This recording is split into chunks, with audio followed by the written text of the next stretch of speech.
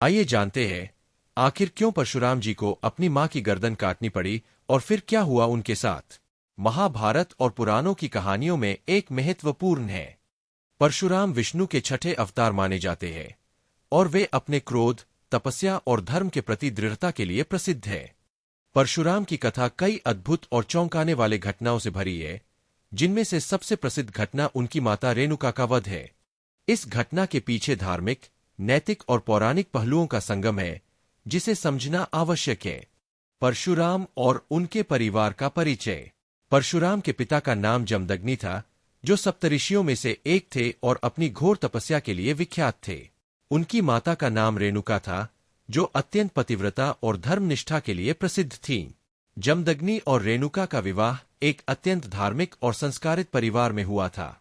जमदग्नि और रेणुका के 5 पुत्र थे, जिनमें परशुराम सबसे छोटे थे। परशुराम का जन्म एक विशेष उद्देश्य के लिए हुआ था। उनका अवतार अन्याय, अधर्म और अत्याचार के नाश के लिए माना जाता है। विशेष रूप से उन्होंने क्षत्रियों के अत्याचार के खिलाफ कई युद्ध किए और उन्हें पराजित किया। परशुराम को अमरता का वरदान भी प्राप्त था और वे अपने समय के सबसे महान योद्धाओं में से एक माने जाते थे। रेणुका की पतिव्रता और उसका विचलन। रेणुका अपने पति जमदग्नि की अत्यंत आदर्श पत्नी थीं और वे उनकी हर सेवा में तत्पर रहती थीं। एक बार की बात है, जब रेणुका अपने पति के लिए नदी से जल लेने गईं। उसी समय उन्होंने जल में एक गंधर्व को अपनी पत्नी के साथ क्रीड़ा करते देखा। रेणुका उस दृश्य से प्रभावित हो गईं और कुछ क्षणों के लिए उनका मन विचलित हो गया। यह एक अति सामान्य मानव प्रवृत्ति थी, परंतु पुराणों के अनुसार उस क्षणिक विचलन ने उनकी पतिव्रता शक्ति को क्षीण कर दिया। रेणुका की शक्ति से ही वह प्रतिदिन बिना विलंब के जल लाती थीं, पर उस दिन वह देर से लौटीं। जब जमदग्नि ने देखा कि रेणुका विलंब से आई है, तो उन्हें यह आभास हो गया कि उनकी पत्नी का मन क्षणिक रूप से विचलित हो गया था। जमदग्नि अत्यंत क्रोधित हो गए और उन्होंने अपने पुत्रों को आदेश दिया कि वे अपनी मां का वध कर दें, क्योंकि उनके अनुसार रेणुका अब पतिव्रता नहीं रही थीं और इस तरह वह दोषी थीं। पुत्रों की प्रतिक्रिया और परशुराम का निर्णय। जमदग्नि के इस कठोर आदेश से उनके बड़े पुत्र हतप्रभ रह गए। उन्होंने अपने पिता का आदेश मानने से इनकार कर दिया। जमदग्नि ने अपने चारों बड़े पुत्रों को एक एक कर आदेश दिया, लेकिन किसी ने अपनी मां की हत्या करने का साहस नहीं किया। अंत में जमदग्नि ने परशुराम को बुलाया और उन्हें वही आदेश दिया। परशुराम, जो अपने पिता की आज्ञा का पालन करना धर्म समझते थे, बिना किसी संकोच के अपनी माता की हत्या के लिए तैयार हो गए। उन्होंने अपनी कुल्हाड़ी उठाई और अपनी मां की गर्दन काट दी। यह घटना अत्यंत विचलित कर देने वाली थी, क्योंकि इसमें एक पुत्र को अपने पिता की आज्ञा मानते हुए अपनी निर्दोष मां का वध करना पड़ा। जमदग्नि का वरदान। जब परशुराम ने अपने पिता का आदेश पूरा किया, तो जमदग्नि का क्रोध शांत हुआ। वे अपने पुत्र की भक्ति और आज्ञाकारी स्वभाव से प्रसन्न हुए। उन्होंने परशुराम से कहा कि वे कोई वरदान मांग सकते हैं।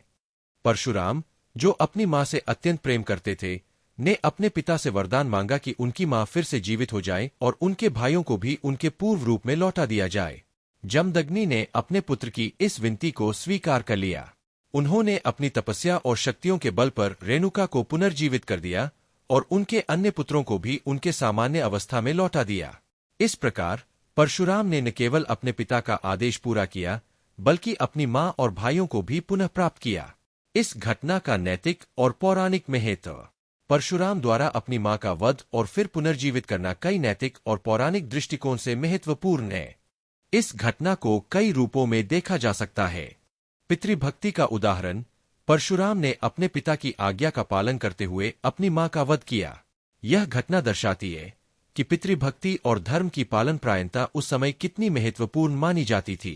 परशुराम के लिए उनके पिता की आज्ञा सर्वोपरि थी और उन्होंने उसे किसी भी परिस्थिति में नकारा नहीं। क्षमा और पुनर्जन्म। इस कथा में क्षमा और पुनर्जीवन का भी संदेश छिपा हुआ है। रेणुका का क्षणिक विचलन उनके पतिव्रता धर्म से दूर हुआ था, परंतु उन्हें पुनः जीवन दान मिला। यह इस बात का प्रतीक है कि मानव जीवन में भूलें स्वाभाविक होती है और ईश्वर या धार्मिक नियम क्षमा के पक्षधर होते हैं। धर्म और अधर्म की जटिलता। यह कथा धर्म और अधर्म के बीच की जटिलता को भी उजागर करती है। जमदग्नि ने अपनी पत्नी के क्षणिक विचलन को अधर्म माना और कठोर निर्णय लिया, जबकि परशुराम ने बिना किसी प्रश्न के इसे धर्म समझकर पालन किया। परंतु अंत में जब परशुराम ने अपनी मां के पुनर्जीवन की मांग की तो यह धर्म और करुणा का संगम बना। परशुराम का जीवन और प्रभाव। परशुराम का यह कृत्य उनके जीवन की एक महत्वपूर्ण घटना थी, लेकिन उनका जीवन केवल इसी घटना तक सीमित नहीं था। उन्होंने क्षत्रियों के अत्याचार के खिलाफ 21 बार पृथ्वी को क्षत्रिय विहीन किया। वे शस्त्र और शास्त्र दोनों में पारंगत थे और वे अपने समय के सबसे महान योद्धाओं में से एक माने जाते थे। इसके अलावा परशुराम का संबंध महाभारत के पात्रों से भी जुड़ा हुआ है।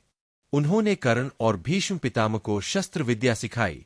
वे राम और कृष्ण के भी गुरुओं में से एक माने जाते हैं और राम के साथ उनका प्रसंग रामायण में भी आता है, जब उन्होंने राम को शिव के धनुष को तोड़ने के बाद चुनौती दी थी। परशुराम का क्रोध और करुणा का संगम। परशुराम के चरित्र में क्रोध और करुणा दोनों का अद्भुत संगम है। वे क्षत्रियों के अत्याचार को सहन नहीं करते थे और उनके खिलाफ युद्ध करने में उन्हें संकोच नहीं होता था, परंतु दूसरी ओर वे करुणामय भी थे, जैसा कि उन्होंने अपनी मां को पुनर्जीवित करने की इच्छा में प्रदर्शित किया। उनका क्रोध धर्म के लिए था, परंतु उनके हृदय में करुणा भी समान रूप से विद्यमान थी। निष्कर्ष। परशुराम की कथा, विशेष रूप से उनकी माता रेणुका की हत्या और पुनर्जीवन की घटना, हमें जीवन के नैतिक, धार्मिक और पारिवारिक पक्षों पर गहराई से सोचने के लिए प्रेरित करती है। यह कथा यह भी सिखाती है कि धर्म और कर्तव्य के पालन में कई बार हमें कठिन निर्णय लेने पड़ते हैं, परंतु अंतः करुणा और प्रेम ही जीवन का सबसे बड़ा सत्य है।